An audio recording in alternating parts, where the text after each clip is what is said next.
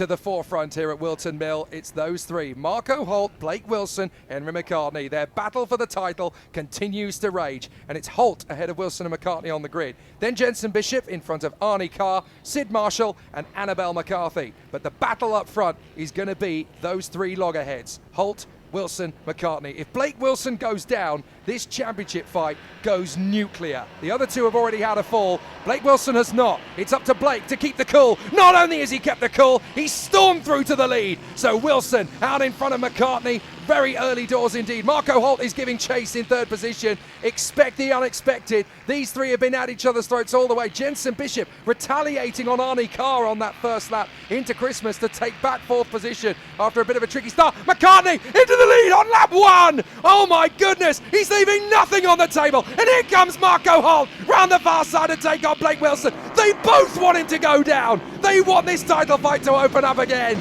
They don't want to injure him, there's no doubt about it, but they know, I said earlier, they can throw it up the inside and they know he has to give them it. He cannot afford to crash, he doesn't need to get involved, he just needs to keep the bike upright. They can throw it up the inside. Holt knows that now, he'll be the next one that throws it up the inside, probably at the inside of Christmas Corner at the end of the straight, but they know he can't get involved in anything squirrely. You mentioned that earlier, Jake, that word, and look, talking about getting squirrely, here he comes up the inside, incredible. Beautiful. He's having none of it. Beautiful. He's going for it. Blake Wilson is not going to be intimidated. These tactics for these riders, it's a bit like watching those old nightmare stories you used to hear about the figure skaters. They used to trip each other up before the Olympic final. But these guys absolutely propping him up now as Blake Wilson gets back to the front. Is that all you've got, boys? Come on, I'm a proper rider. You can't play those games with me. His dad's going to be having kittens at the side of the track thinking, what are you doing? What are you doing? Third will do you. Look, just finished third. This is the thing. We just want to win the championship. Let's not get too involved. And he's having none of it. Blake Wilson's like, no, I want to win it. That's the thing. Blake Wilson can actually afford to finish third behind these two for every race for the rest of this season. He can finish third in this race and the two tomorrow and still be champion. Exactly. But try and tell Blake Wilson, oh, well, can you finish third to win a championship? No, I'm going to win for the race. This is what I do. Yeah, he wants to get it done early. He's not messing around. He wants to get it done in this race and race one tomorrow so he can sit out race two tomorrow. He won't need to race then. Absolutely. That does seem to be the form. It's unlike the world of karting that we're used to, where the racers will usually do every race. The second they win the championship in these competitions, you tend to find the rider sits out because they don't want to jeopardise anything. They don't want any risks after that point. Well, exactly, because you've got a World Series place. Now, I think I said at Wigan, I was getting too excited, saying there's two going to the World Series in this. There's two going to the World Series in the 160 class. In the 190, all three of these riders are going to the World Series. So why would he sit out? Why not have some fun? You've already won the championship. Well, one of the reasons is, I've got a World Series to think about. I don't want to take part in that final race. I don't need to be in and then crash and then get an injury and I can't go to the World Series. Absolutely. Blake Wilson hanging on from Henry McCartney, who has the fastest lap with a 52.37, matched by Marco Holt to the 100th of a second. 52.41 for Blake Wilson. That's three riders covered by 400ths of a second over a lap. If you genuinely think you can call one of these riders as better than the other two, you're a braver man than us, because these three are so evenly matched. McCartney squeezes, gets the move. Beautifully done on Blake Wilson, and now Blake Wilson's going to fight back a little bit further into the race, and you can see how tightened up it's got. Marco Holt inches from Blake Wilson. Blake Wilson inches from Henry McCartney. These three riders, look at it as they come across the line again. A new fastest lap from Wilson on a 52 flat. Marco Holt 52.02. McCartney 52.05. There's nothing in it. Wilson gets back in front again, takes back the lead. This has all the hallmarks of one of the best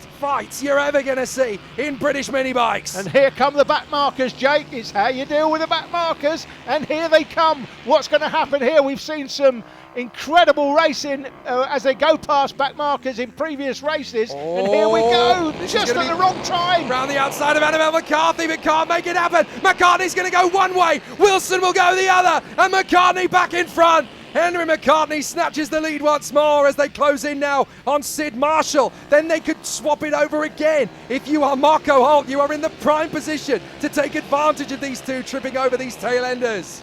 Sid Marshall's in the way, but you've got to time this right, gentlemen. McCartney, Wilson, Holt, through Crook and Oblivion, along Manuel's bank and up Fine Lady. Good run from Blake Wilson. He's going to get alongside McCartney. Marco Holt's beside them both. He's going to take them both on through Christmas. Oh my goodness. 2 into 1. Holt goes from the back of the queue to the front. And that's not just any 2 riders he's taken on. Those are his 2 main rivals. Now he goes wide at Ashby. Blake Wilson picks it up again. Thank you very much, sir. That is my lead. I'm not going to concede this now.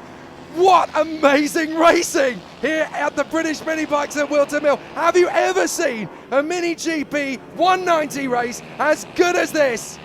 Absolutely magnificent. Right, now it's up to Blake Wilson to hold this from Marco Holt and Henry McCartney. What have you got in response, lads? This is my race. Final lap.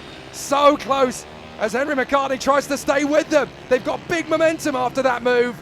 And Henry McCartney is left licking his wounds at the side. Right, here comes Marco Holt. Blake Wilson parks the bike in the middle of the road. Come on, mate. You're going to have to really push this if you want to take the lead away from me, says Blake Wilson. This is for the fight, for the pride as much as it is for the championship. Diving in on Ashby. No room at the inn. Back on the power into Wilkins. Dropping down through Osiers.